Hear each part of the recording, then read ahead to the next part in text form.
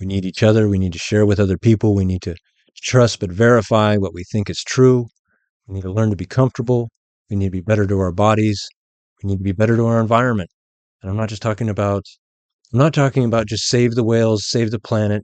I'm talking about really fundamentally think about everything. Your society, your government, how you treat your family, how you treat your enemies, how you treat your friends, who your friends are, why you're friends with them. Who are you?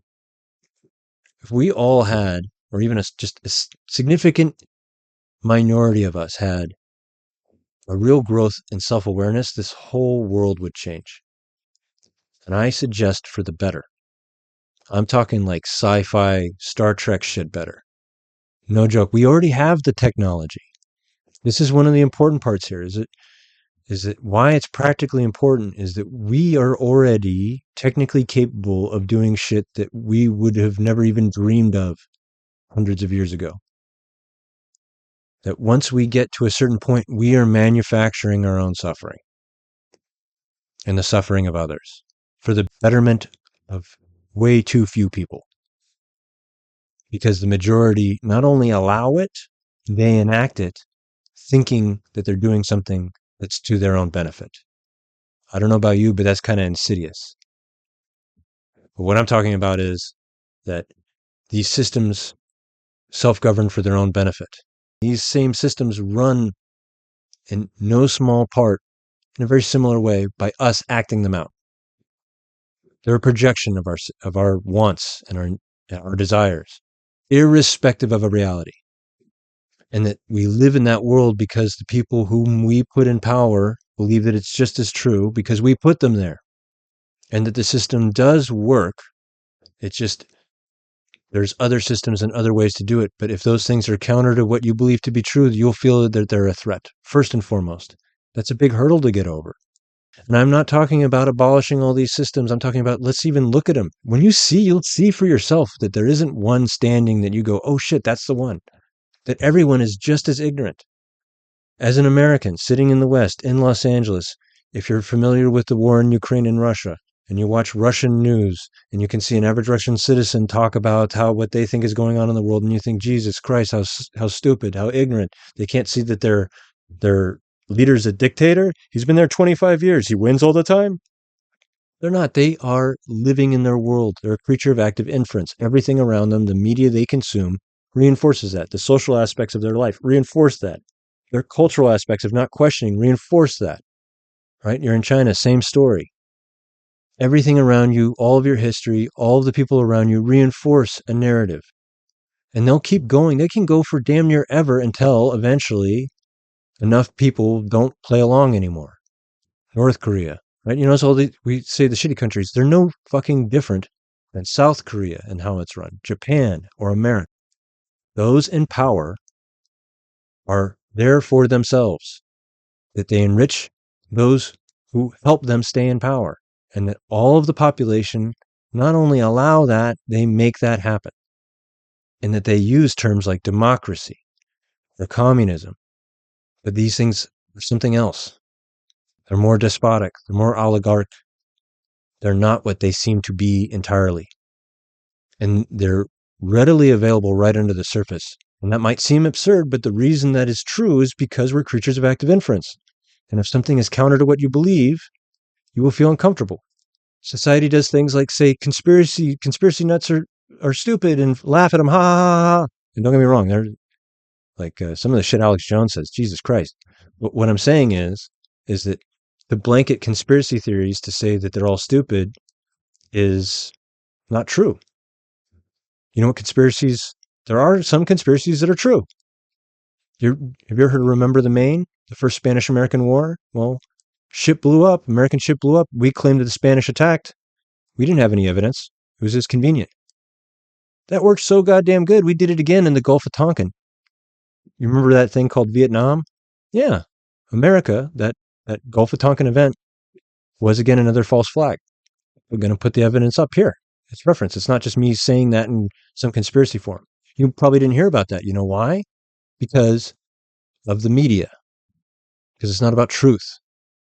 Things that undermine the system don't show up. That doesn't sound very democratic. It's because it's not. So that I'm not saying 9/11 was an inside job, but at the same point, like to just say, hey, all conspiracy theories are nuts. There's no such thing as conspiracies. Helps hide conspiracies that we know happened. Tuskegee Airmen, MK Ultra. This is just America. There's all sorts of shit. There's shit all throughout the Soviet Union. It's crazy. But no, conspiracies are nonsense. You're stupid for thinking about conspiracies. Who does that protect? It doesn't protect you.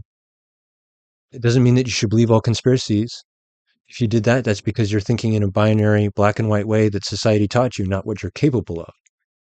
You're doing that to shortcut the sense so that quiet the error signal. That's why binary thinking is good. It's easy. It's the easiest way to quiet the error signal. So other conspiracies, I don't know. How about we went into Iraq for the weapons of mass destruction? None were ever found. Nothing ever happened. 2008 financial crisis. Awful, crazy thing, right? One guy went to prison. Nothing fundamentally changed. And in fact, a lot of the money that used to be used in those systems then went into an ungoverned, unsecured system, which may bite us in the backside very soon. Oh, I don't know. What about Afghanistan? Which, yes, we were attacked. Yes, we went after the Taliban. But here's the thing. We went in there. We spent 25 years, the most amount of money, the longest time, and literally minutes after leaving, the people we fought took over. And the main reason we went in there was to kill Osama bin Laden, who we killed a decade later in Pakistan. Did anybody say, hey, oops? Was there any learning from any of this? Do we talk about it at all? No. You know why? Because the media is not about truth. It's about ratings. It's about entertainment. It's about infotainment. None of these things are what they think they are. When people say the world is absurd or theater, that's what they're talking about. That discomfort one feels from it is completely normal and natural. It's healthy. It's because you're a creature of active inference and you believe that there's some way that it's supposed to work and that you've applied a lot of certainty into these things. And if that's not true, retroactively, a lot of the shit that you've done and believed and all these things you have to let go of. You have to go, oh, well, I guess I was wrong. That's not easy. So guess what? You know what's easier? Turning off, clicking onto something else, getting angry at something, projecting your anger versus doing anything productive, positive, enhancing your understanding, sharing your understanding positively, checking to make sure you understand it. None of those things, because you're not taught that. If you were taught that, we wouldn't be where we are. It's not that we're not capable. We are capable of crazy shit. We are so much more mentally capable than we give ourselves credit for. We just don't bother teaching it because it doesn't fit into the models of what we have already going. Not that we're not capable, not that it can't be done. It's that you would have to overturn everything in order to do it. You can't plug and play. These things are not just little segments of like, well, I'm just going to take capitalism out here. We don't need money. I mean, what the fuck are you talking about? What we need to do is look at each individual system and that these systems work to help us work at scale. And that there's things that if we collectively, and only after we collectively, under the guise and understanding of active inference, embodied cognition, and the extended mind, a shit ton of us over time looking at these things through that lens, that's when we'll get the good answers. That's actually probably when we'll start getting the good questions, then the good answers. Everything else might as well be one of those infotainment shows. We're just speculating. We're just sitting around. I'm getting your eyes or your ears, and they're getting the ratings, they're getting the views. Nothing of consequence or of help has happened. Just talking heads, making yourselves feel better. How many podcasts are out there? How many shows are out there that are informative? I watch a shit ton of them. I have to. I use a lot of them just for reference. But that most, the idea behind them is it's just to binge these things and that you feel you're informing yourself. But it's just content. None of it helps. It's all content. Even if it's talking about every single one of those things is a pitch for, I believe this is true. You adopt it. And you give most attention and credit to the people who affirm you, and you literally block those who don't follow you. We create in our systems, like the idea of blocking or deleting your old comment. Can you delete what you said in the real world? Changes the context of how you interact. It's absurd. Oh, I have to take this back. You said it. Taking it, deleting it, and pretending it never happened is something else. But we don't think of it that way. We don't think of a lot of things in the way that they work, or education, the way we try to figure things out. Are we literally going out and inspiring ourselves, or are we copying and pasting off of other people's ideas? And not that like, oh, it's plagiarism. I'm talking about just the functionality of it all. You try on different suits until you find one that you like that fits. It's not that yourself and who you are is intrinsic to the universe. It changes. It's beautiful. You can grow. You can broaden. You can do all sorts of things. You're not static. That need to be static is part of your system.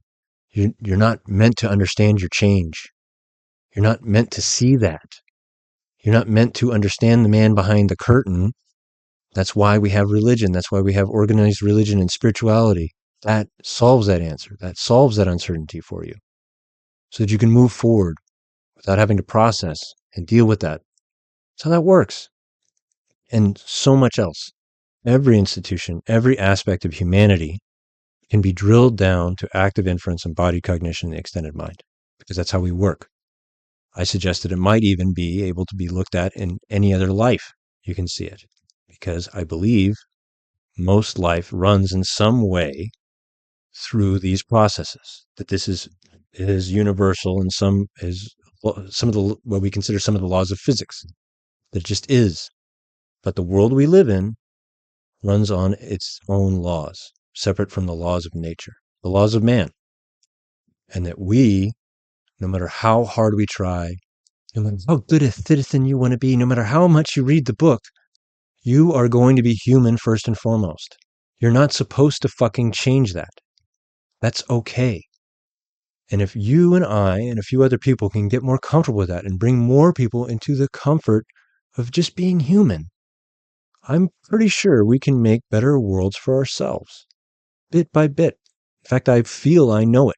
This is, again, just a broad strokes because it's so complicated. It's everything. It's one of the reasons I don't know how to do this outside of a meandering conversation. I don't think it should be necessarily anything other than a meandering conversation. This is not textbook. We're trying to jam it all through and cram it so that I get it done. You don't fucking get it. You don't get it.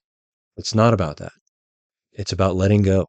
It's about being comfortable with uncertainty. It's about understanding that there's only a certain amount of certainty you can have. And that no matter what, at the end of all of this, you and I only have so much time on this earth.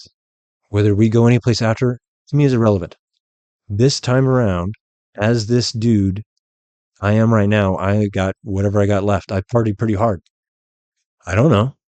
I don't like that idea. I'm not happy about that idea. I'd love to live for 100 years, see a lot of cool shit. But there's a meaning to it. There's a point to it. The appreciation of life is because it ends. You only get so much of this. Even if you believe you go on, it's not the same.